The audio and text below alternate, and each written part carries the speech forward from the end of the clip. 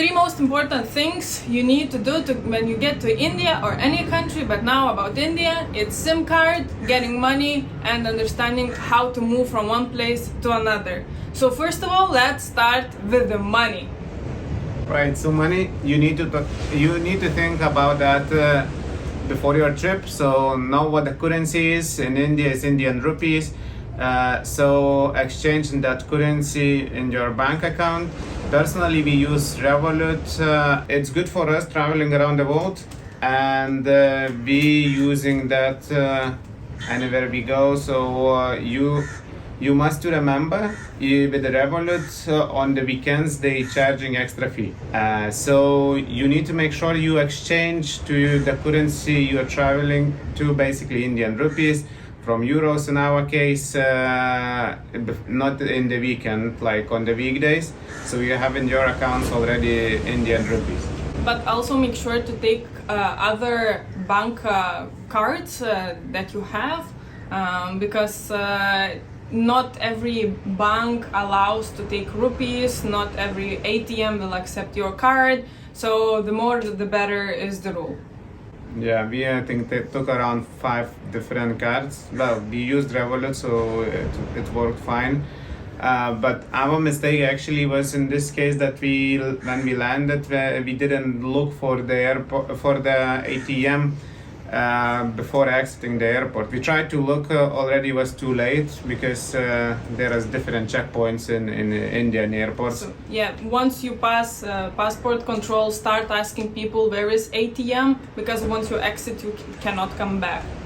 Yeah, you can come back in Indian airports only with a barcode. So that's the system to avoid any homeless people maybe, or any strangers coming into the airport. If you miss ATM and then only currency exchange place is the only place left for you to exchange some money, you can use that, but keep in mind it's always more expensive to exchange in that way. Also, you need to have cash in advance.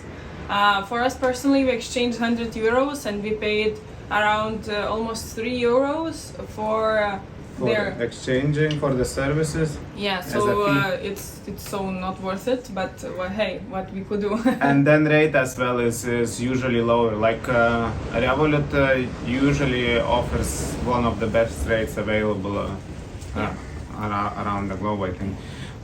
And then when you will start taking out the money, don't get upset if one ATM doesn't give you money. For example, we tried Union India or something like that. It didn't give us money. South Indian Bank, I think they're giving but charging. And then we tried SBI. And it worked. And it worked, but there's one important tip. Which one is? You need to take up to 10,000 rupees per once, because if you take more, usually cash machines have upper limits. Nobody takes that much, so play with up to 10,000. That's what we found. What really works for us. Yeah, and you can do that like 5 times in a row, so it doesn't stop you to do that.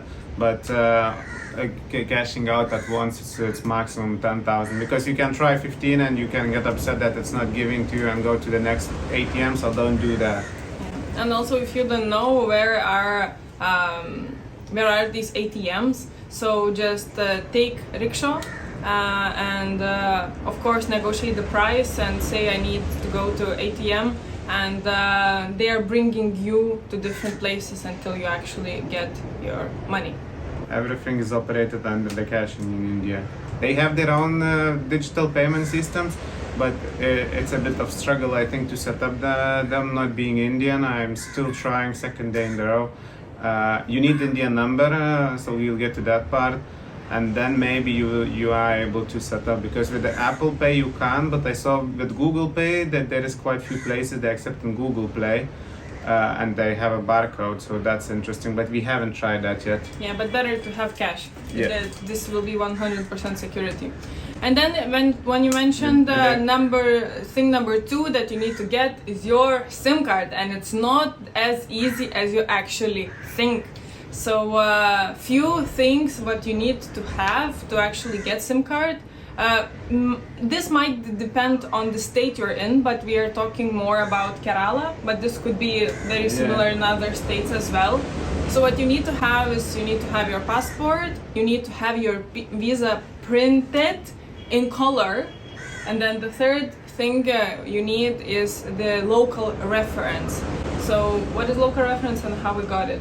So yeah, local. Well, to mention that you're not gonna get SIM card in the airport, just to keep that in mind. Yeah, so you're not gonna have internet most likely, and you can do the. Our tip is to ask the local to share the Wi-Fi hotspot, and they usually help.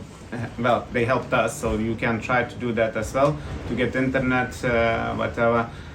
We basically asked for our hotel owner to, well, I gave his number and asked him to be a referee. Yeah, you just text, hey, can you be my referee? I need a SIM card, and then you give just operators Yeah, to deal with everything. He didn't even had the time to reply, but it was okay in the end. So he agreed, and well, it was complicated procedure in that regards that they agreed to be referee, but there was like the store manager, the local store manager, he was calling and was on the phone, I think, with his regional manager all the time while he was opening us the account. So that was interesting, but they were really trying to help us out. Yeah, so with the referee, that's pretty much it. You get the number. You need to have the address of the referee as well, who's referring you. So, and then I think the referee as well will give some their personal details, like passport number, like Indian local details, like identity number or something like that. Yeah, and then we got a SIM card from GIO. GIO, the blue logo, and the guys were really helpful. It took us in total to get 2 SIM cards. It took us around 2 hours. To get one SIM card, 1.5 hours. The second one was quicker, I think, Yeah. half an hour, 40 minutes, because we wanted to have 2 SIM cards that in case we lost each other, so we can call.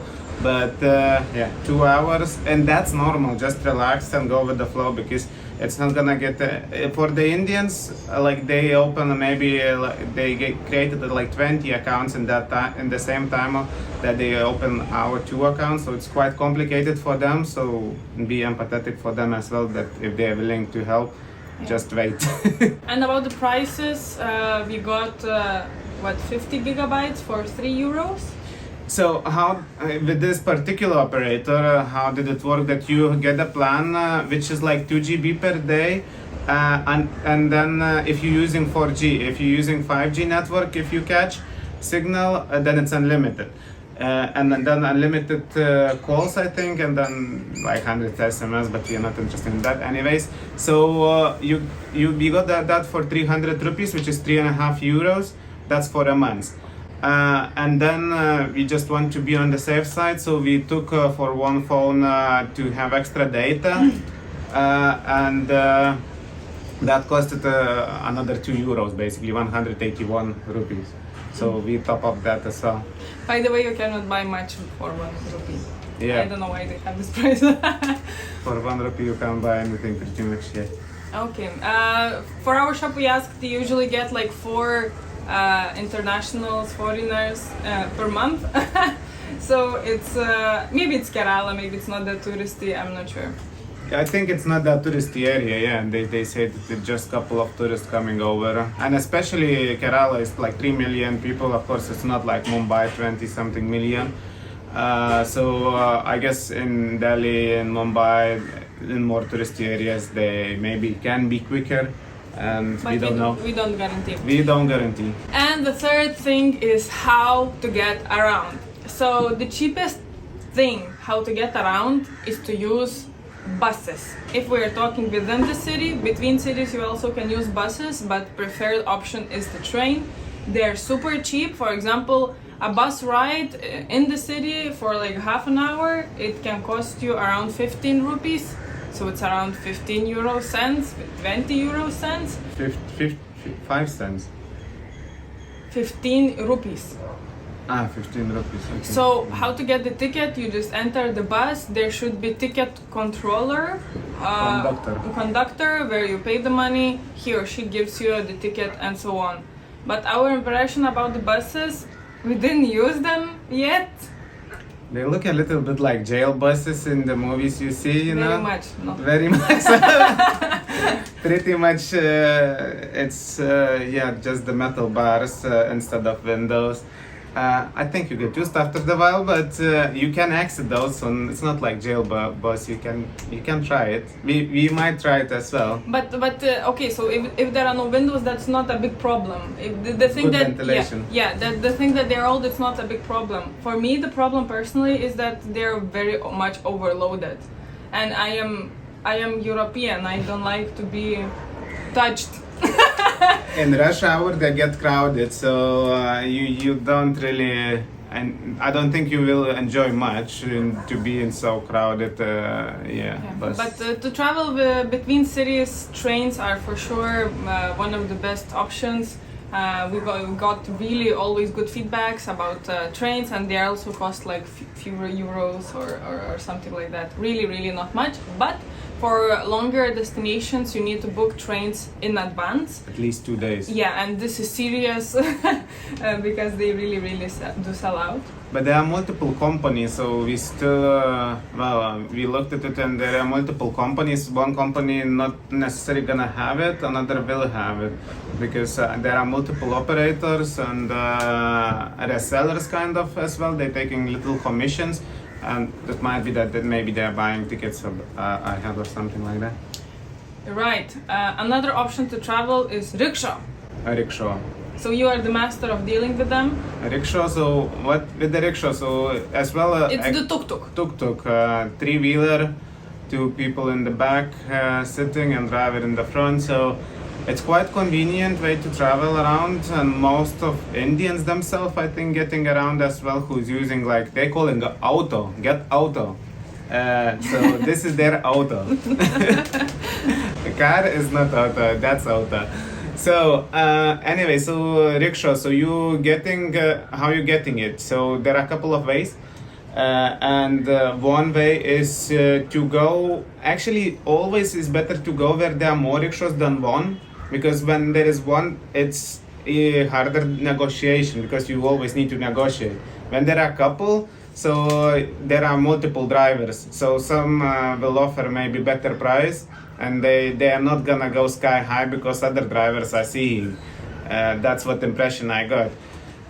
Because so we catch one driver, a rickshaw driver, caught us like just walking, and we actually needed a rickshaw.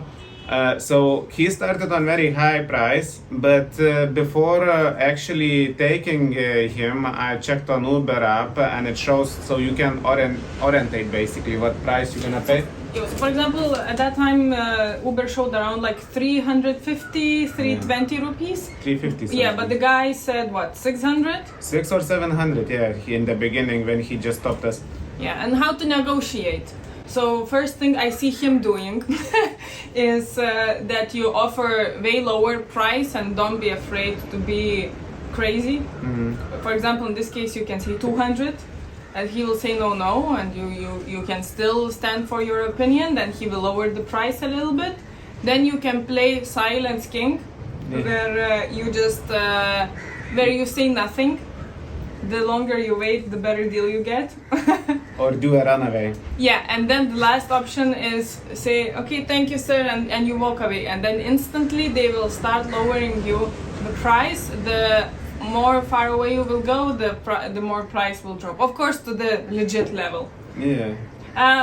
Orientational price, yeah, you can check on Uber, and you can also order rickshaw on Uber. If it works for you, it worked for me, it didn't work for his I app. had a problem with the payment method. I don't know why even active valid card, so you need to be prepared that you can face the problem as well. But for her, that works. So, and the price actually for Uber, I think it was actually cheaper than what we managed to negotiate. Yeah. But also there are rickshaws, for example, if they're working only in city center, they're not really keen on driving you like 14 kilometers or something. Shorter distances. Yeah, they're more like for shorter distances. They can be driving you, but not everyone actually is willing to do that. And if they will agree, then they will charge you for both ways, even though you're not gonna go for it because they need to come back.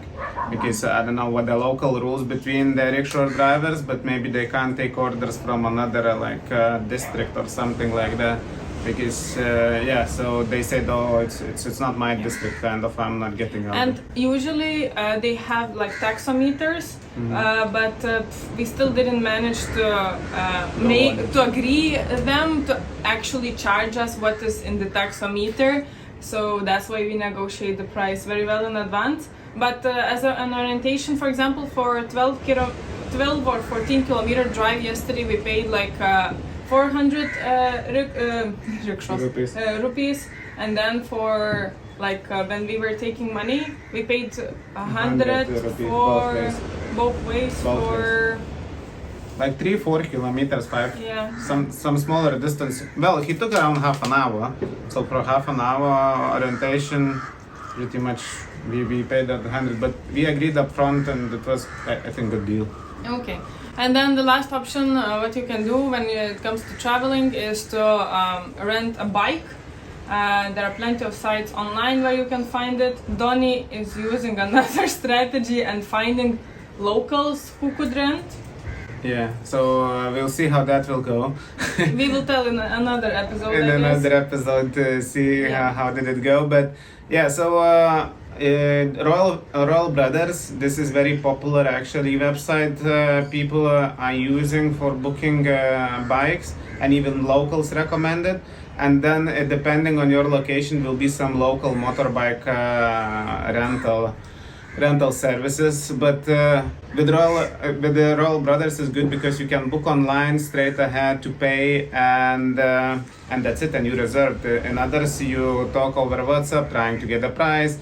Long-winded process, so it depends whichever way you choose. Other way is just to walk into any rental center, but you're not necessarily gonna get the best price because if you don't compare, so they can just drop any price, take deposit, etc.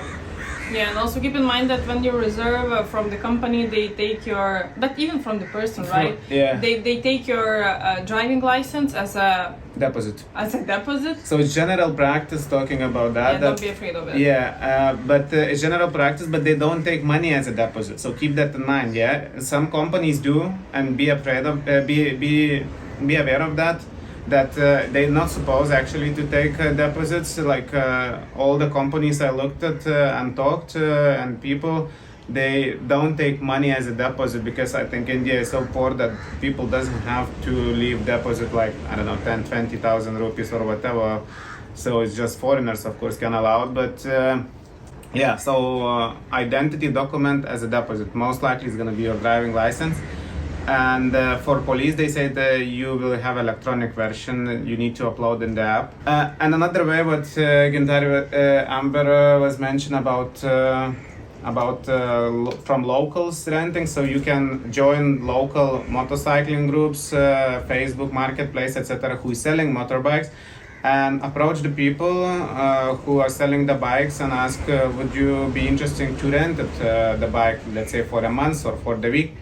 Now we initially agreed for a month. Now we reduced to like 4 or 5 days to try to see how the driving is, because it could be challenging, and we will see. But so I'm taking for comparison from local.